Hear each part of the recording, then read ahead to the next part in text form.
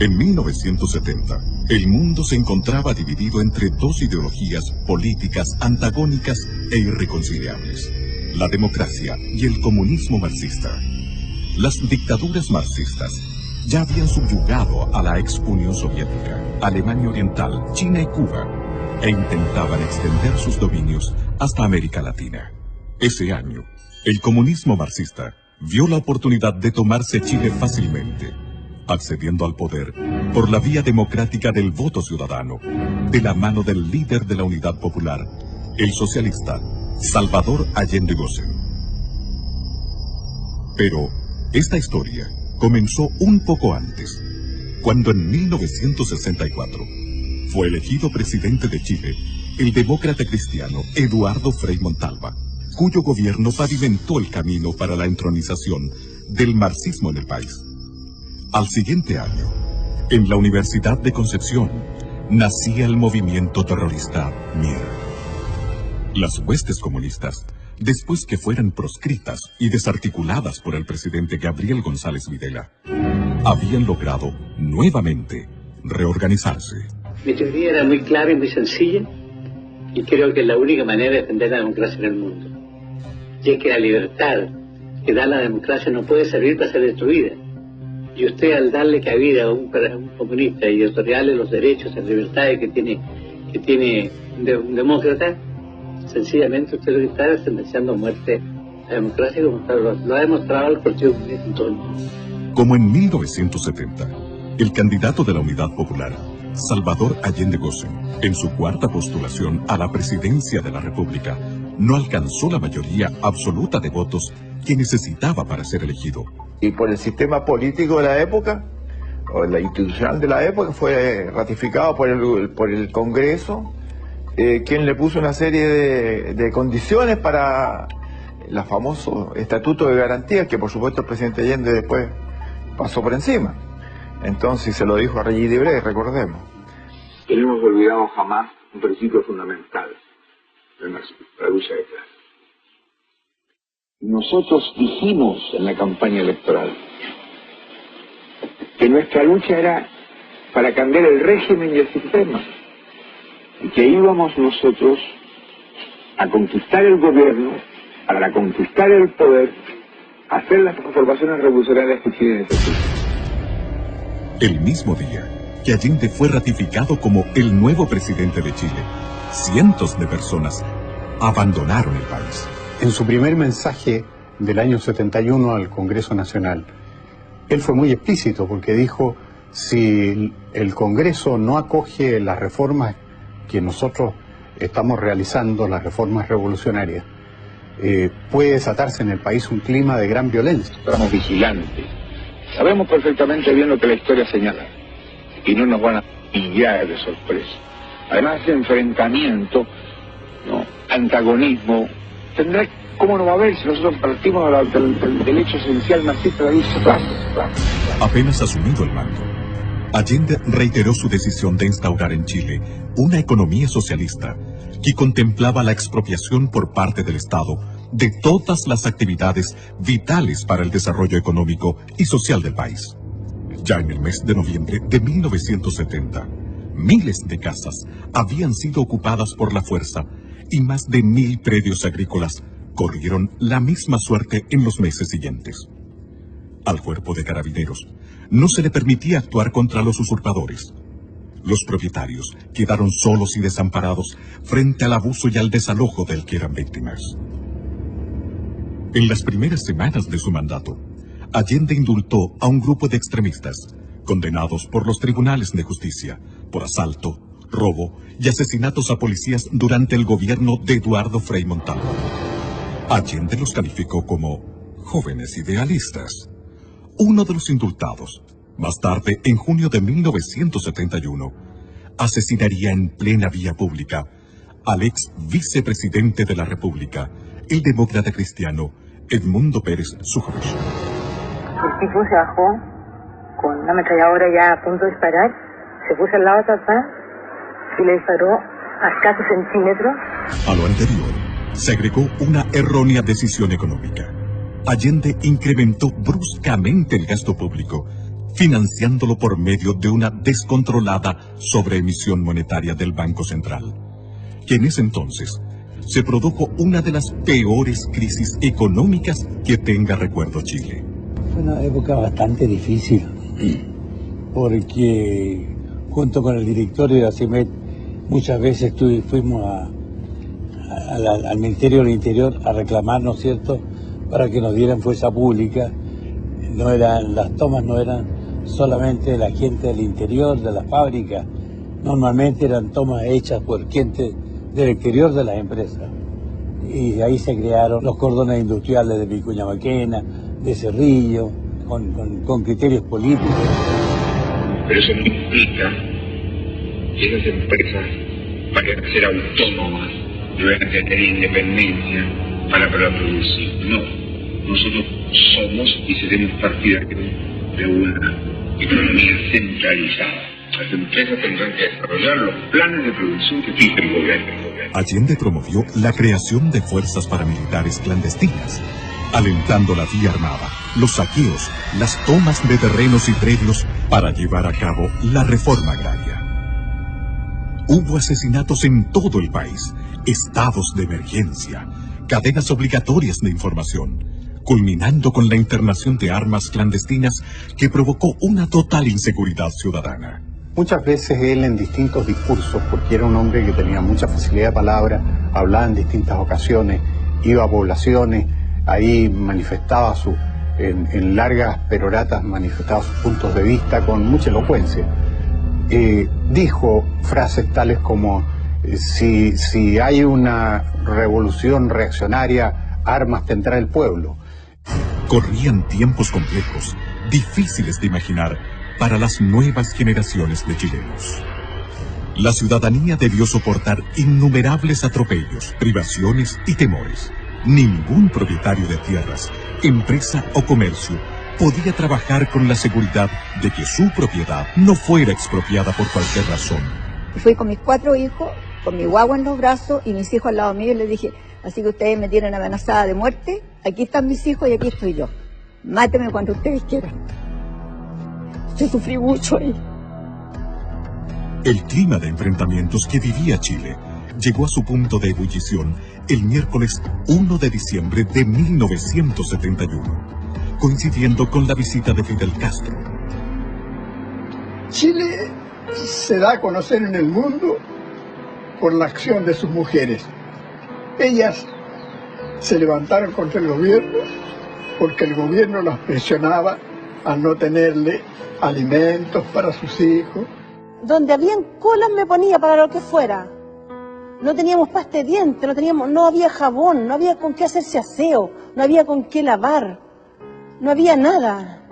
Y además hicieron la mayor manifestación pública, la marcha de las cacerolas, que fue interrumpida por los terroristas del MIR, que las apalearon, les tiraron papas con hojas de afeitar adentro. 160 mujeres heridas en una marcha que nunca más se conoció en Chile. Muchos, y me recuerdo como el día de hoy, cuando muchos tipos de los cordones industriales se pusieron en las gradas del Santa Lucía y nos tiraban papas con gilet, como el día de hoy. Y las mujeres también se encerraron, se tomaron los jardines del Congreso Nacional y se amarraron en sus rejas. Y lloraban. Y la gente que pasaba le regalaba un pañuelo. Ellas añadieron un pañuelo que la gente les dejó y le dieron una vuelta completa con pañuelos a todo el Congreso Nacional. Perdone que me emocione, pero estos recuerdos son de un hijo para su padre. A la decidida y persistente resistencia de las mujeres chilenas se unieron los estudiantes, protestando ante el intento de implementar la Educación Nacional Unificada ENU, que escondía un plan de concientización de la juventud desde la enseñanza básica a la universitaria. Miles de estudiantes salieron a las calles a defender sus derechos y fueron apaleados por grupos extremistas con el beneplácito del ministro de Educación de la época, el radical Aníbal Palma. La crisis alcanzó muy pronto a los medios de comunicación. Perseguían a nuestros medios. Hubo una clausura de radios que duró 60 días. Las radios en Chile fueron en ese tiempo determinantes para informar a la población de lo que significaba caer en el comunismo. En marzo de 1972, una nueva y grave ilegalidad estremeció al país. Desde un avión de la línea aérea cubana de aviación, fueron desembarcadas en el aeropuerto de Pudahuel una serie de misteriosas cajas. Estas ingresaron al país vulnerando el procedimiento de control del Servicio Nacional de Aduanas, por orden expresa del entonces director de investigaciones y del propio ministro del Interior, Hernán del Canto. Semanas después, se pudo constatar que lo que contenían las cajas era armamento, ingresado ilegalmente al país, destinado al grupo de amigos personales de Allende, GAP. Que las únicas armas las pueden tener las Fuerzas Armadas, y este era un grupo armado paramilitar. Como fue muy criticado el hecho de que tuviera una Guardia Armada personal, GAP, después hicieron un cambio y dijeron no, si en realidad no es una Guardia Armada personal, es un grupo de amigos personales, y a eso obedece la sigla GAP. Años más tarde, el escritor cubano Norberto Fuentes confesaría en una de sus obras que ingresar armamento a Chile en cajas rotuladas como valija diplomática fue un procedimiento común del gobierno de Cuba durante el periodo de Allende. En junio de 1972, otra situación tensional sacudió al país al negarse el presidente Allende a promulgar completa la reforma constitucional aprobada por el Congreso, que volvía inexpropiables los predios inferiores a 40 hectáreas. Hay una ley. Esa ley indiscutiblemente nos va a llevar a nosotros a expropiar todas las haciendas, todos los fondos que supere el mínimo establecido por la ley. Y esto produjo un verdadero caos y desastre en la producción agrícola. Tanto es así de que las autoridades reconocieron en su tiempo de que la producción agrícola equivalente al año 1935. Si no hubieran quitado el fondo era como quitarme la vida. Y nos querían quitar el fondo porque estos desgraciados aprobaron una ley, ¿no es cierto?, de quitarle todos los fondos a los agricultores sin pagar ninguna indemnización. Al presidente de la República, por enésima vez, la actitud ilegal de la autoridad administrativa. La oposición consideró este acto inconstitucional. Las cosas no pueden seguir como están. La Contraloría General de la República le dio la razón. En medio de esta polémica, el Partido Nacional declaró que el presidente de la República, al no promulgar la reforma constitucional, estaba violando en forma deliberada y sistemática su promesa solemne de respetar y hacer cumplir la Constitución y las leyes.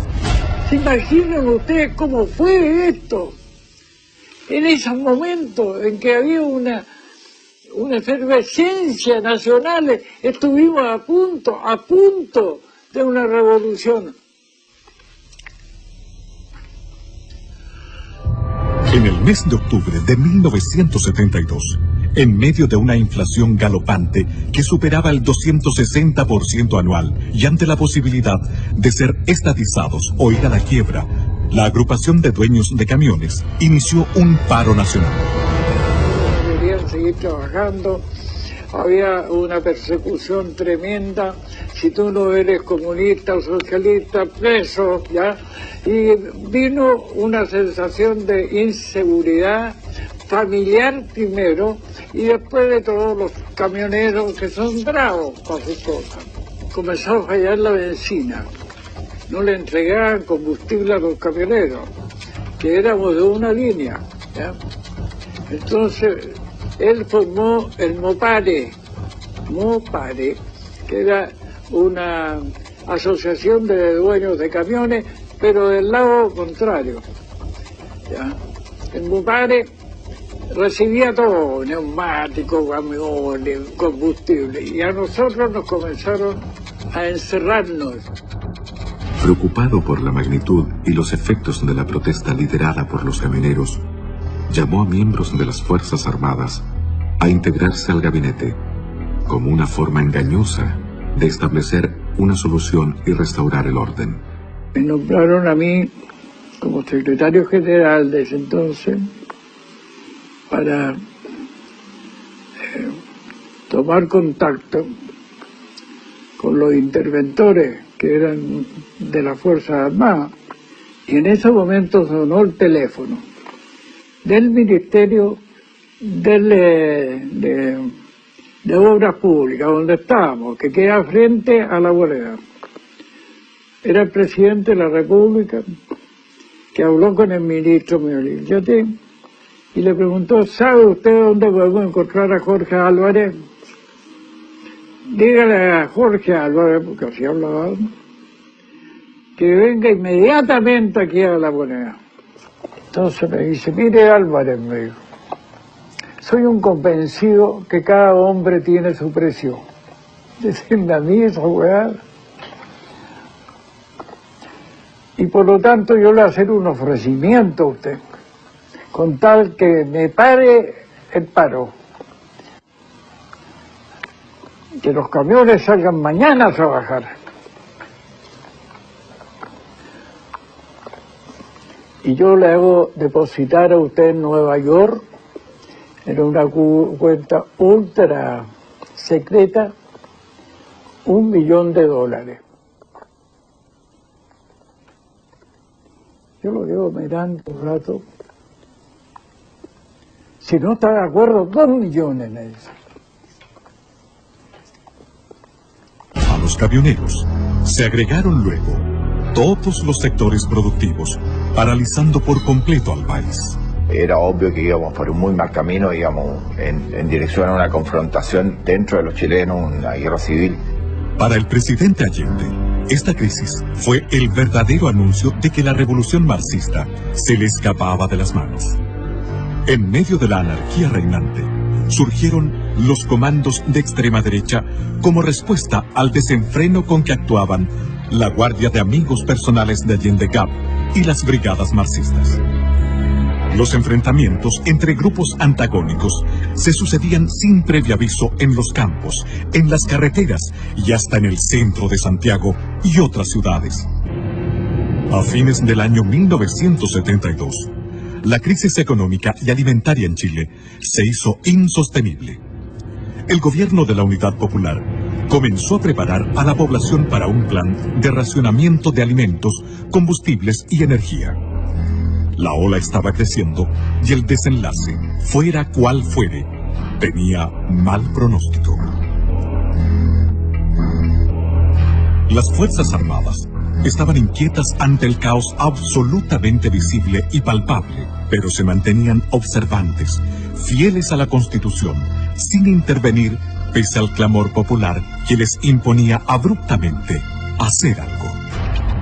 La manera más gráfica y clara de saber lo que ocurría al interior de ellas se devela en alguno de los párrafos de un extenso memorándum confidencial del Ejército emitido en 1973 que decía: se ha perdido el respeto por la vida humana, se mata sin temor ni escrúpulo.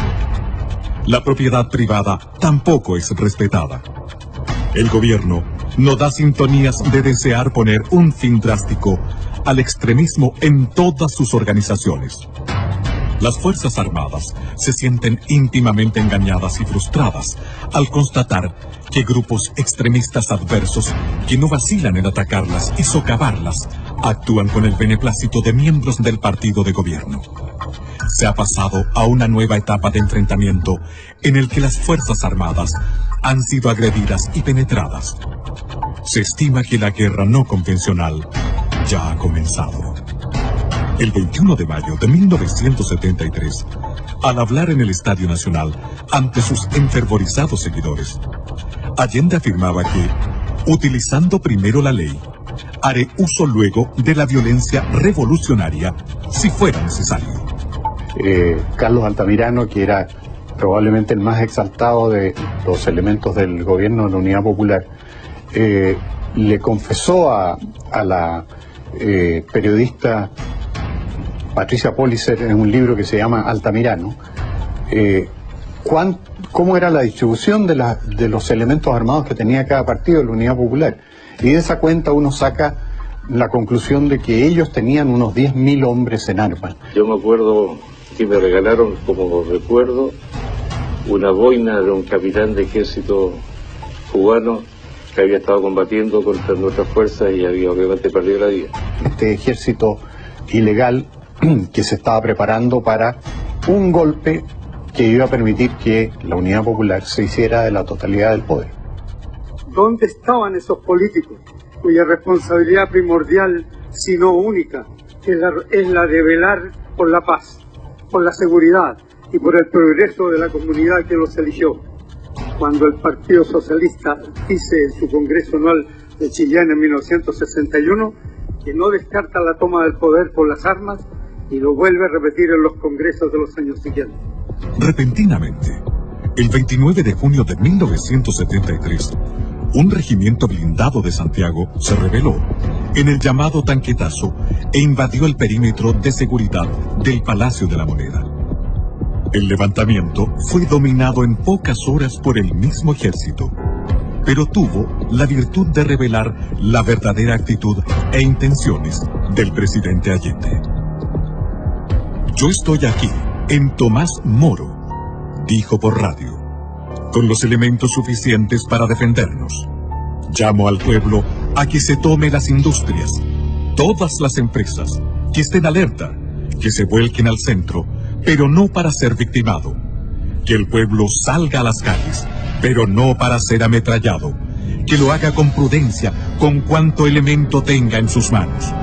Si llegó la hora, armas tendrá el pueblo. Pero nosotros estamos alerta y tenemos que decirle a todos los que estén en actitud vigilante. Y por eso en la concentración de la tarde yo voy a plantear algunos aspectos en que el pueblo debe tener más conciencia. Usted está cumpliendo su programa de enfrentamiento continuo. Permanente. Hasta si ellos lo buscan, si ellos lo provocan. Habrá el enfrentamiento forzado.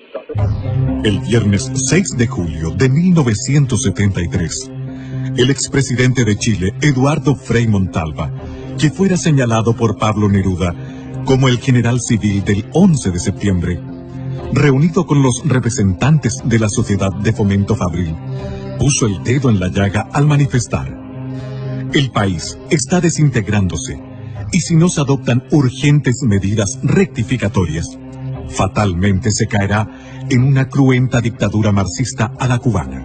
Nada puedo hacer yo, ni el Congreso, ni ningún civil. Desgraciadamente, este problema solo se arregla con fusiles. Y a continuación dijo: les aconsejo plantear sus aprehensiones directamente a los comandantes en jefe de las Fuerzas Armadas. Ojalá hoy mismo. El 22 de agosto de 1973, la Cámara de Diputados del Congreso Nacional aprobó e hizo público el acuerdo que expresaba la desaprobación del ente legislativo ante las circunstancias y evidencias de lo que estaba ocurriendo en Chile, afirmando en alguno de sus párrafos que el gobierno no ha incurrido en violaciones aisladas de la Constitución y de la ley, sino que ha hecho de ello un sistema permanente de conducta, atropellando sistemáticamente las atribuciones de los demás poderes del Estado, violando reiteradamente las garantías que la Constitución asegura a todos los habitantes de la República, y permitido y amparado la creación de poderes paralelos ilegítimos que constituyen gravísimo peligro para la nación. Un día después de la declaración de la Cámara de Diputados, el 23 de agosto de 1973, tras un confuso incidente que evidenció la pérdida de liderazgo del general Carlos Prats al interior del ejército, el gobierno de Allende procedió a entregar el mando total del ejército al general de división Augusto Pinochet Ugarte, previa dimisión voluntaria de su antecesor, el general Prats.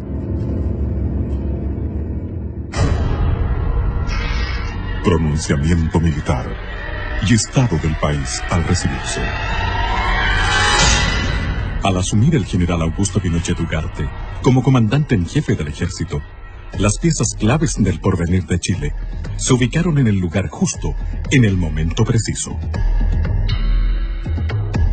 Por esos días, la muerte del joven subteniente del ejército Héctor Lacrampet, asesinado a balazos por un comando extremista, dirigido por el mexicano Jorge Albino Sosa Gil, junto a los furibundos llamados del socialista Carlos Altamirano a defender la revolución en las calles y al inminente riesgo de un autogolpe por parte del gobierno de Allende, determinaron la trascendental decisión al interior de las Fuerzas Armadas. Los oficiales, suboficiales, clase y soldados no tienen la obligación de prestarle obediencia. El 7 de septiembre de 1973, el almirante José Toribio Merino hizo llegar a manos de los generales Lee y Pinochet un mensaje claro y decisivo de su puño y letra. En él se señalaba el día y la hora en que las Fuerzas Armadas entrarían en acción. Los generales en jefe firmaron el documento comprometiéndose con la liberación de Chile. El día 10 de septiembre, a las 16 horas, zarpaba desde Valparaíso la Escuadra Nacional para integrarse a las maniobras navales internacionales unidas. Y cuando me recibo guardia de la noche, me doy cuenta que vamos con rumbo absolutamente contrario al que yo inicialmente suponía que debíamos ir para reunirnos con los buques de la Marina Norteamericana con la cual íbamos a hacer el ejercicio UNITA. Y allí entonces se me entrega un papel donde dice las Fuerzas Armadas han decidido tomar el control del país y a este buque, que era el destructor Cochrane, le ha correspondido tomar el control del puerto de San Antonio. Ese mismo día, la totalidad del contingente del ejército se acuarteló en sus unidades. Al conocerse al día siguiente el fallo de la Corte Suprema respecto al desafuero del senador socialista Carlos Altamirano. Estas dos situaciones aparentemente fortuitas favorecieron el factor sorpresa de la acción liberadora, disminuyendo el riesgo de un mayor derramamiento de sangre. En la madrugada del 11 de septiembre de 1973, Augusto Pinochet, comandante en jefe del ejército, establece su cuartel general en el recinto militar de Peñalolén, mientras Gustavo Lee, comandante en jefe de la Fuerza Aérea, se instala en su cuartel general de la Academia de Guerra Aérea y el general Mendoza hace lo propio en el edificio de carabineros de General Norambuena, pleno centro de Santiago. En Valparaíso, el almirante Merino arriba a su cuartel general de la Academia de Guerra Naval. Minutos más tarde, la Escuadra Nacional reapareció sorpresivamente en Valparaíso, mientras las Fuerzas Armadas procedían a tomar la ciudad, desplegándose por toda la costa. En Santiago, el ejército hacía lo propio, acercándose a la moneda. Santiago, 11 de septiembre de 1973. Teniendo presente, primero, la gravísima crisis económica, social y moral, las Fuerzas Armadas y Carabineros de Chile declaran, primero, que el señor presidente de la República debe proceder a la inmediata entrega de su alto cargo a las Fuerzas Armadas y Carabineros de Chile. La proclama de la Junta de Comandantes en Jefe de las Fuerzas Armadas y de Orden remeció a Chile entero. A las 7:30 de la mañana, la liberación de Chile estaba en marcha. Que en pocas horas, las Fuerzas Armadas controlaban todas las ciudades y centros estratégicos del país. Al atardecer del 11 de septiembre, la primera gran batalla por la libertad de Chile había concluido. A esa hora, el almirante José Toribio Merino llegaba en helicóptero hasta la escuela militar. Allí lo esperaban el general Augusto Pinochet, el general Gustavo Lee y el general César Mendoza. Fue la primera vez que se reunieron los 4 jefes de la Junta Militar. Tras los saludos marciales de rigor, dieron paso a los abrazos del triunfo y al comienzo del trabajo abrumador que tenían por delante. Semanas después del pronunciamiento militar, Patricio Elwin, uno de los principales líderes de la democracia cristiana, validó políticamente la acción de las Fuerzas Armadas de Chile al declarar en una entrevista a un corresponsal del News Service de Washington y Bonn. La llamada vía chilena de construcción del socialismo, que empujó y enarboló como bandera a la unidad popular y exhibió mucho en el extranjero, estaba rotundamente fracasada. Y eso lo sabían los militantes de la Unidad Popular y lo sabía Allende. Y por eso ellos se prestaban, a través de la organización de milicias armadas, muy fuertemente equipadas, que constituían un verdadero ejército paralelo, para dar un autogolpe y asumir por la violencia la totalidad del poder. En estas circunstancias pensamos que la acción de las Fuerzas Armadas simplemente se anticipó a ese riesgo para salvar al país de caer en una guerra civil o en una tiranía completa. ¿Para qué queremos un nuevo gobierno? Queremos un nuevo gobierno para que venga a haber seguridad en la familia chilena, para que las mujeres puedan dedicarse a su casa y a sus hijos y no tengan que estar perdiendo horas y horas, días enteros, en hacer la cola del aceite, la cola de la harina, la cola del azúcar, la cola del pan. La primera batalla había sido ganada, pero ahora venía otra, más larga y compleja que la anterior. Y bajó mi general en manga de camisa, con manga corta, en manga de camisa, y se sentó ahí y dijo, bueno, pues amigos, ustedes saben por qué están aquí. No, nosotros no teníamos muy clara la situación. Dijo, porque vamos a formar un comité asesor, porque me tienen que ayudar, pues amigos. Recibían un país absolutamente quebrado, desde el punto de vista económico, social, de todo punto de vista, y especialmente esa confrontación que había entre los chilenos era muy profunda. Así lo estimaba también el expresidente demócrata cristiano, don Eduardo Frei Montalva. Vengo a este sitio para, junto con todas las iglesias de Chile, orar por la paz y la reconstrucción de nuestra patria. Señor general,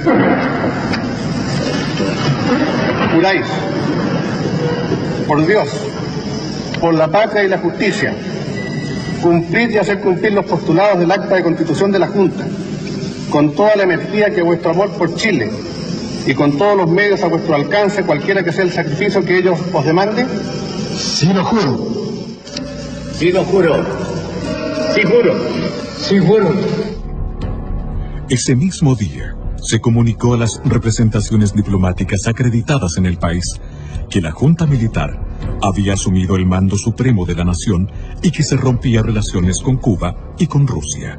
El expresidente Eduardo Frei Montalva declaraba al diario madrileño ABC: el marxismo, con conocimiento y aprobación de Salvador Allende, y acaso por instigación de Allende, había introducido en Chile innumerables arsenales que se guardaban en viviendas, oficinas, fábricas, almacenes.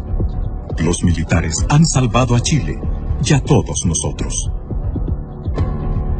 Ese mismo día, 11 de octubre de 1973, al término del primer mes del pronunciamiento militar, el general Pinochet dio lectura a un informe sobre la situación sociopolítica del país, en el que advirtió que la tarea que estaban comenzando exigiría de grandes esfuerzos y largo tiempo. El país vive en estos momentos una de las etapas más difíciles de su historia. Ella es el fruto de una pesada herencia que recibimos. Las palabras del general Pinochet, refiriéndose a que no había plazos ni fechas claras acerca del término de su misión al mando de Chile, no fueron bien recibidas por la clase política chilena, en especial por los partidos de centro que esperaban ser beneficiados con una entrega inmediata del poder por parte de las Fuerzas Armadas. Hasta el mes de julio de 1974, Chile fue conducido por un poder ejecutivo colegiado, en el cual compartían responsabilidades los 4 miembros de la Junta.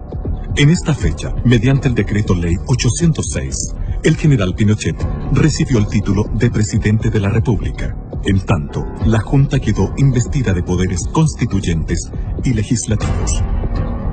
Leyes. El poder legislativo, encabezado por el almirante José Toribio Merino, en 17 años de las Fuerzas Armadas y Carabineros de Chile, tuvo el promedio de aprobar una ley cada 3 días. En 17 años de gobierno de las Fuerzas Armadas y Carabineros, se promulgaron 4.652 leyes. En 21 años de gobiernos políticos, se han promulgado 1.556 leyes.